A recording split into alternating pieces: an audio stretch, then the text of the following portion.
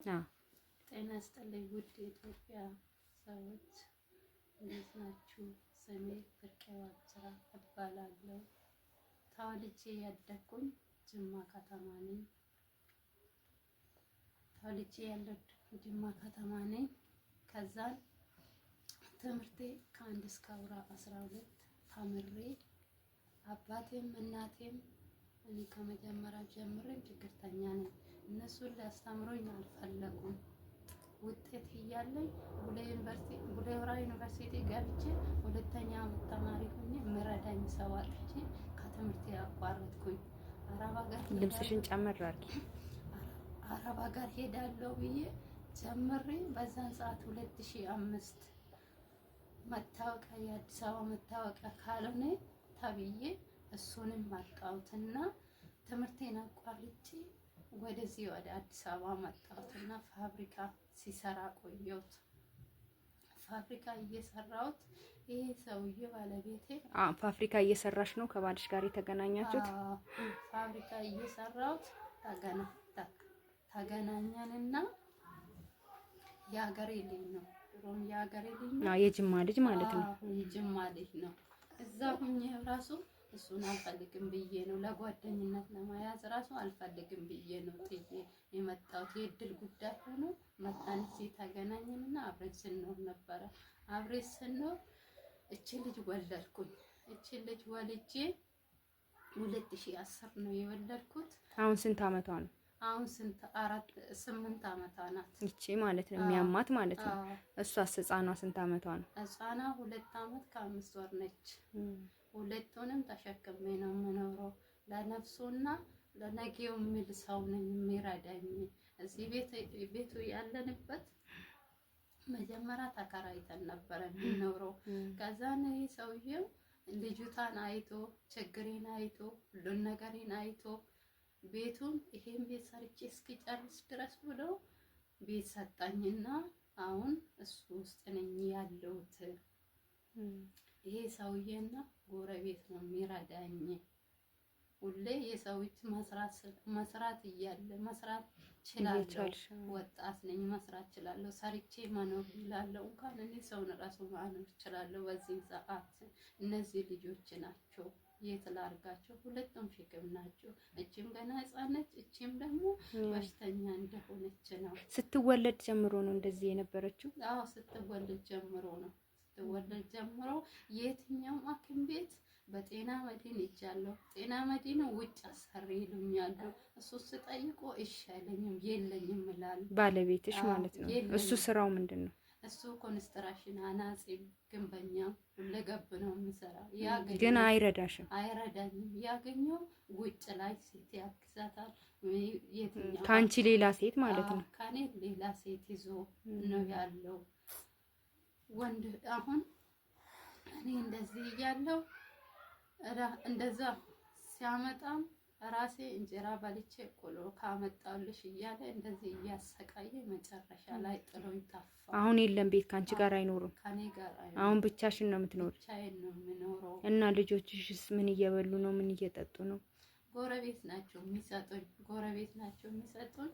አሁን ሁሌ የሰው እጅ መጠበቅ በጣም ከባድ ነው። በጣም ከባድ ነው። ወዴት ልሄድ እያልኩኝ ነው። ወዴት ልሄድ?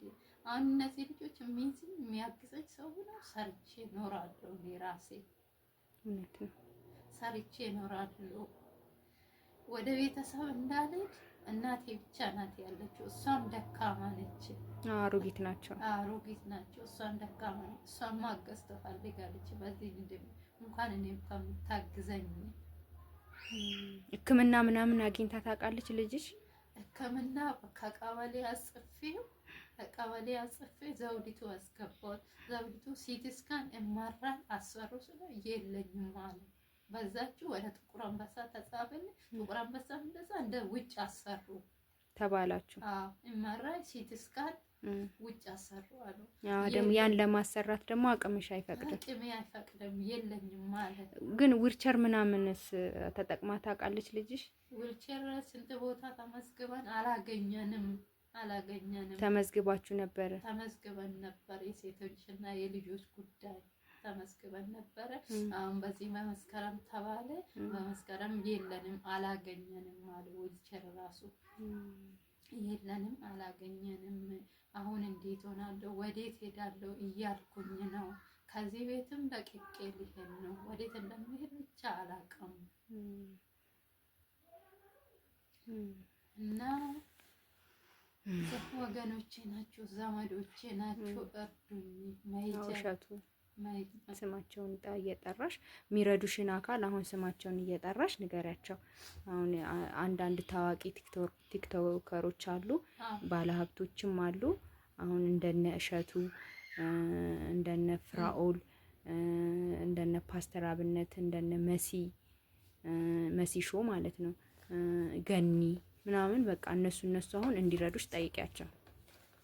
እና እሸቱ ባላደራው ፍራኦል እንደ መሲው ሌሎቹም እኔም አላቃቸው ይሄንን ቪዲዮ ሰምቶ አይቶ እንድታግዙኝ እላቸዋለሁ ሁሉንም። እሺ እንግዲህ እንዳያችሁት ነው፣ ሁሉንም ነገር እንዳያችሁት ነው። ይዋት ልጅቷንም መንቀሳቀስ አትችልም፣ ቁጭ ነው የምትለው። እንጀራ ምናምን ቆርሳ መብላት አትችልም። ይሄው እግሯም ይሄው እንደምታዩት ነው ይውላችሁ። እና ይሄው እጆቿም አይሰሩም።